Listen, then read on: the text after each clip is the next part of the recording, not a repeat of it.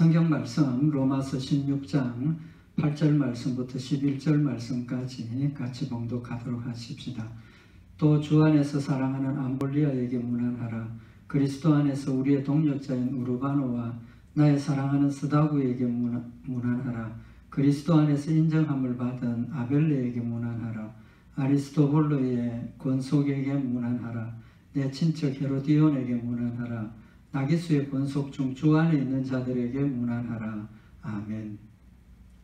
우리 지난 시간에 사도 바울이 자신의 복음 사역에 협력했던 베베와 브리스길라와 아굴라를 소개한 말씀을 참고를 했습니다. 보호자라 그랬고 또 동력자라고 소개를 했죠. 그 이제 8절 이하에 나타나는 말씀들도 사도 바울이 자신의 복음 사역에 함께하고 협력했던 자들에 대한 성도들에 대한 소개를 하고 있는데, 오늘 여기 8절 이하에 나타나는 말씀을 보면 사도 바울이 자신을 도왔던 그 성도들을 표현을 할 때 주 안에서라는 표현을 공통적으로 하고 있는 걸 볼 수가 있습니다. 8절에서도 주 안에서 내 사랑하는 암볼리아, 또 9절에는 그리스도 안에서 우리의 동력자 그리스도 안, 또 10절에도 그리스도 안에서 인정함을 받은 이라고 표현을 하고, 또 11절에는 주 안에 있는 자들에게 문안하라라고 표현을 하고 있습니다. 사도 바울이 여기서 계속해서 공통적으로 주 안에서라고 표현을 하는 의미는 우리에게 그 믿음에 굉장히 중요한 의미를 교훈을 하는 말씀이라고 생각을 합니다. 주 안에서라는 이 표현의 핵심이 뭐겠습니까? 이 표현의 핵심은 하나가 되었다는 겁니다. 하나가 되었다. 내가 주 안에 있다 하는 그 말은 내가 주님과 하나가 되었다는 겁니다. 주님 안에 있으니까 내가 하나가 되었다는 거죠. 그래서 우리가 신앙생활을 하면서 하나님이 나와 함께 계신다, 나와 함께 동행한다, 이 표현이 굉장히 중요한 우리에게 교훈을 하게 되는 겁니다. 하나가 되었다는 의미를 우리에게 교훈을 하시는 거죠. 하나가 되었다는 의미가 왜 중요합니까? 우리 신앙생활을 하면서 어렵고 힘든 일을 당하게 되면 하나님이 나를 버리셨나? 하나님이 나를 멀리 하시나? 이런 생각을 하게 되는 거죠. 하나님 왜 나를 돕지 않으십니까? 하나님 나를 왜 보호해 주시지 않습니까? 하나님 왜 내 이런 어려운 형편에 있음에도 불구하고 하나님 멀리 계십니까? 이런 생각을 하게 된다는 거죠. 그래서 시편 1절에 보면 여호와여 어찌하여 멀리 서시며 어찌하여 환난 때에 숨으시나이까? 시편 저자가 자신이 지금 환난을 당하고 있는데 하나님이 나를 도우시고 이 환난에서 구원해 주시면 좋겠는데 어렵고 힘든 그런 상황이 계속되니까 하나님 왜 멀리 계십니까? 하나님 왜 숨으십니까? 라고 표현을 하게 되고, 시편 22편 1절에 보면 내 하나님이여 내 하나님이여 어찌 나를 버리셨나이까? 이 예수님 십자가상에서 마지막에 하시는 말씀이죠. 이 시편 저자의 말을 인용을 한 건데, 이 시편 저자가 지금 자신이 당하는 그런 어렵고 힘든 형편에서 하나님이 도와주시고 빨리 이걸 벗어날 수 있도록 구해 주셔야 되는데 구원해 주시지 않는다라는 말을 이렇게 하고 있는 겁니다. 내 하나님이여 내 하나님이여 어찌 나를 버리셨나이까? 어찌 나를 멀리하여 돕지 아니하옵시며 내 신음하는 소리를 듣지 아니하시나이까? 열심히 하나님께 도우심을 구하고 믿음으로 하나님을 의지하려고 하나님을 찾는데 하나님 도와주시지 않는다는 지금 고백을 하고 있는 거죠. 무엇 때문입니까? 어렵고 힘든 상황이 있을 때, 하나님이 나를 도와주시지 않는다고 생각할 때 하나님 나를 멀리 하시고 멀리 계신다라고 느끼게 된다는 거죠. 그럼 반대로 주 안에 있다 하는 그 말은 내가 주님 안에 있으니까 편안하게 보호받고 도움을 받고 인도함을 받는다, 그런 표현을 하는 겁니다. 이 주 안에서라는 의미가 그래서 우리가 굉장히 중요하다는 거죠. 왜? 내가 지금 주 안에 있다라는 믿음을 가지고 내가 주 안에 있다는 느낌을 가지면 어떤 일에서도 우리가 평안할 수 있고 감사할 수 있고 하나님께 찬송할 수 있는 그런 상황이 된다는 거죠. 그래서 사도 바울이 또 자신이 지금 협력을 받고 자신을 사랑하고 자신을 도왔던 그 모든 성도들이 주 안에 있는 자들이라는 겁니다. 주 안에.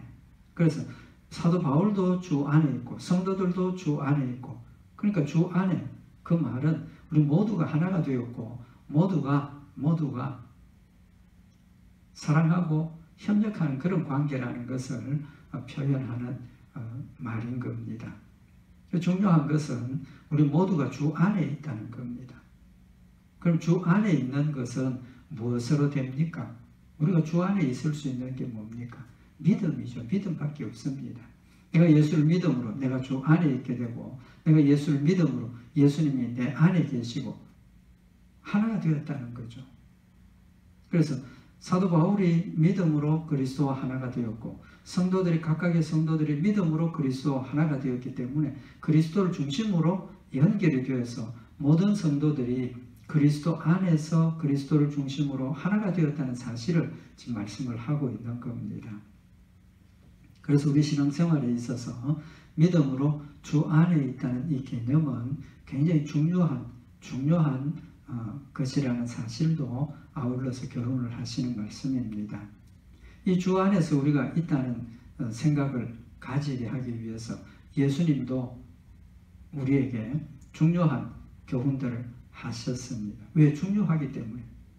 우리가 주님 안에 있고 주님이 내 안에 계시고 우리가 하나님과 함께 있다는 사실을 우리가 믿고 느끼고 기억하는 것이 중요하기 때문에 예수님도 이 사실을 굉장히 중요하게 우리에게 교훈을 하셨습니다. 그래서 우리가 주님 안에 있고 주님이 내 안에 있다는 사실을 우리가 분명하게 느끼고 깨달을 수 있도록 예수님께서 주신 일들이 있습니다. 뭐가 있습니까? 첫째는 성찬식입니다. 성찬식인데 그 성찬식을 행하기 전에 이미 예수님께서 자신을 만나에 비교해서 산떡이라고 교훈을 하셨습니다. 요한복음 51장에 보면 예수님께서 나는 하늘로서 내려온 산떡이니 사람이 이 떡을 먹으면 영생하리라. 나의 줄 떡은 곧 세상의 생명을 위한 내 살이로라 하시니라. 예수님께서 설교를 하시면서 나는 하늘로서 내려온 산떡이다. 이 떡을 먹으면 영생한다. 떡을 먹어야 한다라고 말씀을 하신 겁니다. 이 말씀을 하신 배경이 뭡니까? 구약 성경에 이스라엘 백성들이 애굽에서 나와서 가나안 땅을 향해 갈 때 그들이 농사도 못 짓고 양식을 준비할 그런 전혀 상황이 아닐 때 하나님께서 뭘 주셨습니까? 만나를 주셨죠. 매일의 양식을 만나를 주셨습니다. 만나를 주신 의미가 뭡니까? 이스라엘 백성들이 일상생활을 영위할 수 있도록 힘을 얻고 또 에너지를 얻는 양식을 하나님이 주셨다는 겁니다. 만나, 하늘에서 내린 떡, 오늘 여기 예수님께서 하늘로서 내려온 떡, 그 만나를 지금 비유해서 말씀을 하시는 겁니다. 이스라엘 백성들이 농사도 하지 않고 길쌈도 하지 않고 아무것도 안 했지만 하나님께서 매일 아침마다 그들의 양식을 주셔서 가나안 땅까지 무사히 갈 수 있도록 해주셨다는 겁니다. 그 의미가 뭐냐는 겁니다. 바로 예수님이 거기에 비유를 해서 자신을 산떡이라고 표현을 하게 되는 겁니다. 만나는 이스라엘 백성들이 농사 지은 게 아닙니다. 하나님께서 주신 겁니다. 마찬가지로 오늘 여기 예수님께서 나는 하늘로서 내려온 산떡이다. 내가 그 떡을 먹고 생명을 얻게 된다. 라고 말씀을 하시게 되는 겁니다. 유대인들이 이 말을 이해를 못했죠. 어떻게 사람이 예수님의 살을 우리가 먹을 수 있고 또 예수님께서 자신의 살을 우리에게 주어서 먹게 하겠느냐? 반감이 생기고 이해가 안 되죠. 그때 예수님께서 하시는 말씀이 요한복음 6장 53절에 보면 예수께서 이르시되 내가 진실로 너희에게 이르노니 인자의 살을 먹지 아니하고 인자의 피를 마시지 아니하면 너희 속에 생명이 없느니라. 인자의 살을 먹고 인자의 피를 마셔야 우리 속에 생명이 있다라고 말씀을 하십니다. 먹고 마신다는 겁니다. 그래서 내 살은 참된 양식이요 내 피는 참된 음료로다. 내 살을 먹고 내 피를 마시는 자는 내 안에 거하고 나도 그 안에 거한다 라고 말씀을 하시게 되는 겁니다. 그럼 예수님께서 자신을 만나라고 말씀을 하시고 그 만나를 먹어야 된다, 피를 마셔야 된다라고 하시는 말씀이 뭡니까? 먹었다 마셨다 하는 것은 그 살이 이미 내 몸 안에 들어왔다는 겁니다. 피를 마셨다는 것은 음료가 내 몸 안에 들어왔다는 겁니다. 내 안에 계신다는 하나됨의 의미를 명백하게 지금 교훈을 하시는 거죠. 그래서 성찬식을 하면서 떡을 떼어서 이것은 하나님의 그리스도의 살이다. 또 우리가 잔을 나누면서 이것은 그리스도의 피다라고 하면서 먹고 마시는 것은 먹고 마시는 그 행위를 통해서 예수님이 내 안에 계시고 내가 그리스도 안에 있다는 사실을 우리가 확실하게 느끼도록 하는 목적이 있다는 겁니다. 그래서 요한복음 6장 58절에 보면 이것은 하늘로서 내려온 떡이니 조상들이 먹고도 죽은 그것과 같지 아니하여 이 떡을 먹는 자는 영원히 살리라. 광야에서 먹었던 만나는 하루하루 삶은 영위를 했지만 죽었다는 겁니다. 그렇지만 예수 그리스도를 먹고 마시는 자는 영원히 산다라는 사실을 비유해서 말씀을 하시는 거죠. 그래서 성찬에 참여하는 이유가 뭡니까? 한 가지밖에 없죠. 믿음입니다. 예수 그리스도를 믿는 믿음을 고백을 하고 세례를 받고 우리가 성찬식에 참여하게 되는 거죠. 예수 그리스도를 믿음으로 예수 그리스도가 내 안에 와 계시고 예수 그리스도를 믿음으로 내가 그리스도 안에 있다는 사실을 명백하게 우리에게 교훈을 하시는 겁니다. 그래서 누가복음 22장 19절에 보면 예수님께서 제자들과 마지막 만찬 성찬식을 거행하면서 또 떡을 가져 살해하시고 떼어 저희에게 주시며 가라사대 이것은 너희를 위하여 주는 내 몸이라 너희가 이를 행하여 나를 기념하라. 성찬식을 매번 거행하는 이유가 기념하는 겁니다. 이 기념하라고 번역을 했는데 헬라 원어의 의미는 기억하라는 겁니다. 기억하라는 것. 성찬식을 거행을 하면서 우리가 예수님이 나를 위해서 십자가에 못 박혀 죽으셨고 내가 믿음으로 영생을 얻었다는 사실을 잊어버리고 있다가 성찬식을 거행을 하면서 그래 예수님께서 나를 대신해서 십자가에 못 박혀 죽으셨구나. 내가 믿음으로 예수님 안에 있구나. 내가 믿음으로 예수님이 내 안에 계시는구나 라는 그런 기억을 다시 새롭게 하라고 우리에게 주신 겁니다. 그래서 에베소서 2장 12절에 보면 이제는 전에 멀리 있던 너희가 그리스도 예수 안에서 그리스도의 피로 가까워졌느니라. 우리가 예수 믿기 전에는 하나님과 원수되어 있고 하나님과 떨어져 있었지만 이제는 예수 그리스도를 믿음으로 그리스도의 피로 가까워졌다. 하나님과 하나가 되었고 예수님과 하나가 되었고 성도들도 하나가 되었다는 사실을 말씀을 하고 있는 겁니다. 그는 우리의 화평이신지라 둘로 하나를 만드사 중간에 막힌 담을 허시고 유대인과 이방인의 구분을 허물어 버리시고 그리스도 안에서 하나가 되었다는 사실도 깨우쳐 주시고 그리스도 안에서 우리 모두가 하나님과 하나가 되었다는 사실을 우리에게 기억하도록 늘 명심하고 하나님 안에 있다는 사실을 그리스도가 내 안에 있다는 사실을 기억하고 신앙생활을 하라고 하시는 겁니다. 또 예수님께서 우리에게 하신 말씀이 있죠. 무슨 비유를 하셨습니까? 포도나무와 가지의 비유를 하셨습니다. 요한복음 15장 1절에 보면 내가 참 포도나무여 내 아버지는 그 농부라.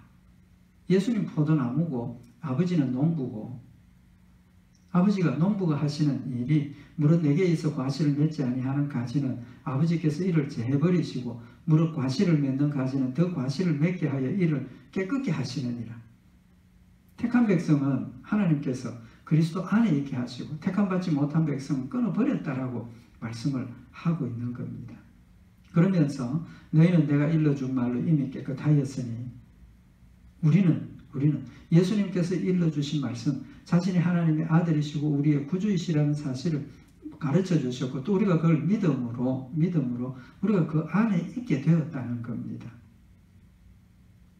그래서 요한복음 15장 4절에 보면 내 안에 거하라 나도 너희 안에 거하리라. 가지가 포도나무에 붙어 있지 아니하면 절로 과실을 맺을 수 없음 같이 너희도 내 안에 있지 아니하면 그러하리라 라고 말씀을 하시고, 나는 포도나무여 너희는 가지니 저가 내 안에, 내가 저 안에 있으면 이 사람은 과실을 많이 맺나니 나를 떠나서는 너희가 아무것도 할 수 없습니다.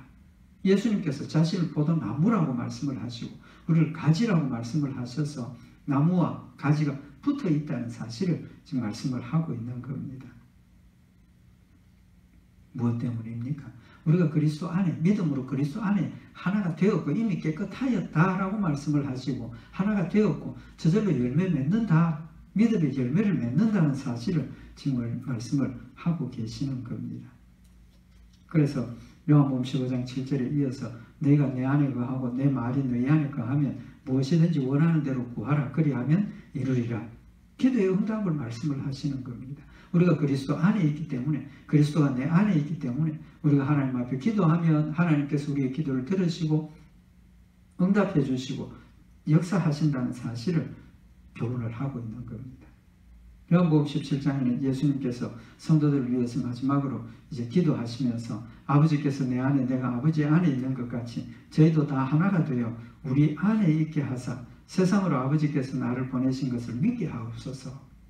예수님께서 택한 백성들을 위해서 기도하시면서 하나님께서 택한 백성들이 하나님이심을, 또 예수님이 하나님이심을 믿도록 해주셔서 아버지께서 내 안에 내가 아버지 안에 있는 것처럼 우리 모든 성도들도 다 하나가 되어서 우리 안에, 하나님 안에, 그리스도 안에 있게 해주시라고 기도를 하시면서 22절에 보면 내게 주신 영광을 내가 저희에게 주었사오니 이는 우리가 하나가 된 것 같이 저희도 하나가 되게 하려 함이니이다 라고 고백을 하셔서 이제 우리도 믿음으로 그리스도 안에 하나 되었음을 선언을 하시고, 하나님께서 우리를 사랑하시니 하나님께서 우리를 인도하시니 우리의 삶 가운데 늘 있다라는 사실을 믿을 수 있도록 도와주시는 겁니다.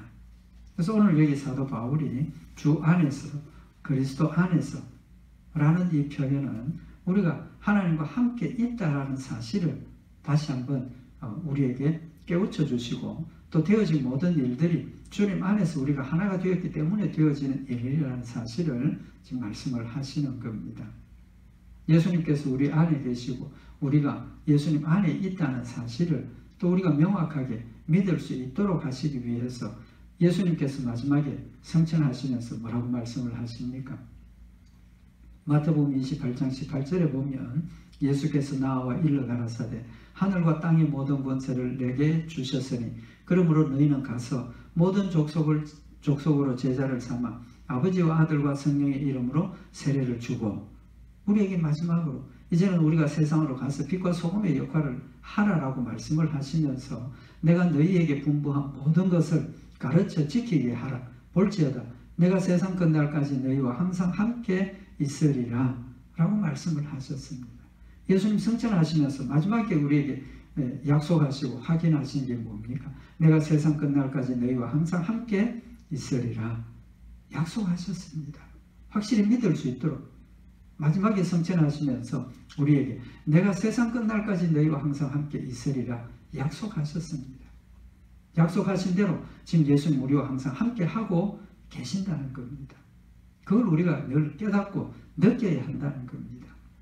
뿐만 아니라 예수님께서 요한복음 14장 16절에 내가 아버지께 구하겠으니 그가 또 다른 보혜사를 너희에게 주사 영원토록 너희와 함께 있으리니, 예수님께서 자신이 십자가에 못 박혀 죽으시고 부활하셔서 하나님께로 가셔야만 우리에게 유익하다라고 말씀을 하시면서 그 유익하게 되는 이유가 내가 아버지께 구하겠으니 그가 또 다른 보혜사를 너희에게 주사 영원토록 너희와 함께 있게 하신다.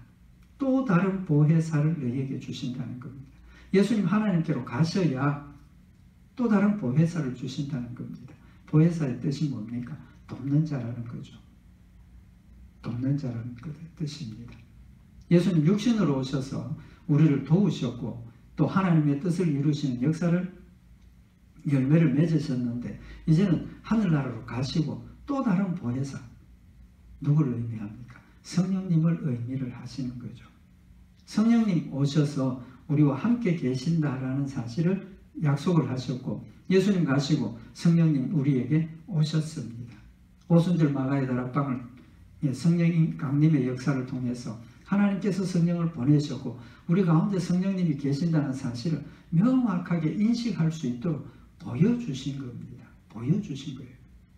그래서 우리가 예수 믿는 것은 누구 때문입니까? 성령님께서 내 안에서 믿도록 역사하시고 또 순종하도록 역사하시고 깨닫도록 역사하시기 때문에 우리가 예수를 믿고 말씀을 깨닫고 순종하게 된다는 사실을 아울러서 말씀을 하고 있는 겁니다. 예수를 믿으시죠? 우리 다 예수를 믿습니다. 그럼 이미 누가 내 안에 와 계십니까? 성령님 내 안에 와 계신다는 겁니다. 성령님이 와 계신다는 것은 성령님만 와 계시는 것이 아니고 하나님, 예수님, 성령님 삼위일체 되시는 하나님께서 내 안에 계신다는 사실을 지금 우리에게 증거하는, 증명하는 중요한 증거가 되는 거죠. 사도 바울이 죽기까지 죽음도 두려워하지 않고 복음을 전하고 순종할 수 있었던 이유가 뭡니까? 갈라디아서 2장 20절에 보면 내가 그리스도와 함께 십자가에 못 박혔나니 그런즉 이제는 내가 산 것이 아니요 오직 내 안에 그리스도께서 사신 것이라. 오직 내 안에 그리스도께서 사신 것이다 라고 고백을 하고 있습니다. 내가 사는 게 아니라는 겁니다. 성령님 오신 이후로 예수 그리스도를 믿음으로 영접한 이후로 이제는 내가 사는 것이 아니라 내 안에 그리스도가 사신다는 겁니다. 또 내가 그리스도 안에 산다는 겁니다. 그리스도가 내 안에 사신다는 것은 그리스도가 주인이 되었다는 말이고, 성령님께서 내 안에 사신다는 것은 성령님께서 나의 주인이 되었다는 사실을 고백을 하고 있는 겁니다. 그래서 나를 어떻게 했다고 그랬습니까? 십자가에 못 박아버렸다. 못 박아버렸다. 그래서 날마다 그리스도의 복음을 순종하기 위해서 자신을 쳐서 복종시킨다라고 고백을 하게 되는 겁니다. 주 안에서, 그리스도 안에서 중요한 의미를 우리에게 교훈하시는 표현인 겁니다. 우리도 주 안에 있습니다. 주님 내 안에 계십니다. 사도 바울이 고백하는 것처럼 그리스도가 내 안에서 살고 계신다는 사실을 우리가 다시 한번 이 말씀을 통해서 마음에 새기고, 우리도 주 안에서 주님이 인도하시는 대로, 주님이 원하시는 대로 순종하는 그런 모습을 보여야 하고, 우리 성도들 모두가 그리스도 안에서 하나가 되었기 때문에 우리가 서로 위해서 기도하고 협력하고 위로하고 격려하는 그런 열매도 맺어야 한다는 사실을 교훈을 하고 있는 겁니다. 두 번째로 오늘 여기 8절에 보면 주 안에서 내 사랑하는 암볼리아, 사랑한다라고 표현을 하고 있습니다. 주 안에서 사랑한다. 우리 성도들이 관계가 그리스도 안에서 하나가 되었기 때문에 서로 사랑하는 관계가 되어야 된다는 거죠. 사랑하는 관계가 되었다는 겁니다. 왜? 한 몸의 지체로서 세워주셨기 때문입니다. 이 사랑도 무엇으로 시작한다는 겁니까? 주 안에서 사랑한다는 겁니다. 주 안에서 사랑한다. 세상에서 우리가 사람을 만나고 친구도 사귀고 고향 사람도 있고 동문도 있고 어떤 세상적인 이유 때문에 만남을 가지고 관계를 서로 교제하고 교통하면서 사랑하는 그런 관계가 아니라는 겁니다. 주 안에서 사랑하는 겁니다. 믿음으로 하나가 되었기 때문에, 한 몸이 되었기 때문에 각각의 지체로서 서로를 사랑하는 그런 의미를 지금 말씀을 하고 있는 겁니다. 그렇기 때문에 성도라면 우리가 만나지도 못했고 보지도 못했던 성도들은 그리스도 안에서 이미 사랑하는 관계가 되어져 있다는 겁니다. 인간의 노력으로가 아니라 믿음으로 되어진다는 사실을 지금 말씀을 하고 있는 겁니다. 그래서 우리가 성도들끼리 사랑하게 되는 것은 믿음으로부터 시작이 되는 겁니다. 그래서 디모데전서 1장 5절에 보면 경계의 목적은 청결한 마음과 선한 양심과 거짓이 없는 믿음으로 나는 사랑이다. 하나님의 말씀을 가르치고 교훈하고 배우는 그 목적이 청결한 마음과 선한 양심과 거짓이 없는 믿음으로 나는 사랑이다 라고 말씀을 하고 있는 겁니다. 하나님 말씀을 우리가 가르치고 배우고 또 하나님 말씀을 내 마음에 새기는 것은 청결한 마음과 선한 양심과 거짓이 없는 믿음으로 나는 사랑을 가지도록 하기 위해서라는 겁니다. 그러니까 믿음으로 나는 사랑, 믿음으로 나는 사랑, 청결한 마음, 선한 양심, 진실한 사랑, 그걸 위해서 하나님의 말씀을 가르치고 하나님의 말씀을 우리가 배우고 하나님의 말씀을 깨우치게 된다는 사실을 지금 말씀을 하고 있는 겁니다. 우리가 가지는 사랑은 믿음으로 나는 사랑, 믿음으로 나는, 다시 말하면 믿음으로부터 나오는 사랑이라는 겁니다. 믿음이 사랑의 출발이죠. 믿음이 사랑의 출발입니다. 예수 그리스도를 믿는 믿음이 없으면 그리스도 안에서 우리가 사랑하는 이 사랑은 존재하지 않는다는 겁니다. 그래서 고린도전서 13장 13절에 보면 그런즉 믿음, 소망, 사랑 이 세 가지는 항상 있을 것인데 그 중에 제일은 사랑이라. 믿음이 없으면 소망도 없고 사랑도 없습니다. 믿음이 있어야 소망도 있고 사랑이 있다는 겁니다. 그래서 우리가 가지는 성도들 간의 사랑은 그리스도를 믿는 믿음으로 출발하는 사랑이라는 거죠. 사랑이 제일이라는 이유가 뭡니까? 사랑이 제일인 이유는 이 사랑으로 순종하는 것이 죽기까지 순종할 수 있기 때문이라는 겁니다. 믿음의 열매가 뭡니까? 순종이죠. 믿음의 열매가 순종입니다. 하나님 원하시는 믿음의 열매를 우리에게 순종을 원하신다는 거죠. 그래서 갈라디아서 5장 6절에 보면 그리스도 예수 안에서는 할례나 무할례가 효력이 없되 사랑으로서 역사하는 믿음뿐이니라. 예수 그리스도 안에서는 다른 것 아무 효력이 없고 사랑으로서 역사하는 믿음뿐이라고 말씀을 하고 있습니다. 믿음으로만 우리가 그리스도 안에서 행하게 되고 믿음만이 우리가 그리스도 안에서 행할 수 있도록 하는 것이라는 사실을 말씀을 하시는데, 이 믿음을, 다시 말하면 행함을, 순종함을 하게 하는 힘은 사랑으로서 역사하는 믿음뿐이라는 겁니다. 사랑으로서 역사하는 믿음, 무슨 말입니까? 믿음으로 시작된 그 사랑이 믿음을 역사해서 순종하도록 하는, 서로 이렇게 같이 하나가 된 상황을 지금 우리에게 말씀을 하고 있는 겁니다. 하나님 우리에게 주신 사랑을 깨닫게 되고 하나님을 우리가 사랑하게 되면 죽음도 두려워하지 않고 하나님을 위해서 순종하고 충성하는 그런 온전한 사랑을 할 수 있다는 겁니다. 그래서 에베소서 6장 23절에 보면 아버지 하나님과 주 예수 그리스도에게로부터 평안과 믿음을 겸한 사랑이 형제들에게 있을지어다. 믿음을 겸한 사랑이 형제들에게 있을지어다. 사도 바울이 성도들에게 축복하면서 아버지 하나님과 주 예수 그리스도로부터 평안이 오고 또 믿음을 겸한 사랑이 우리에게 임하는 그런 역사가 있도록 지금 축복하고 있는 거죠.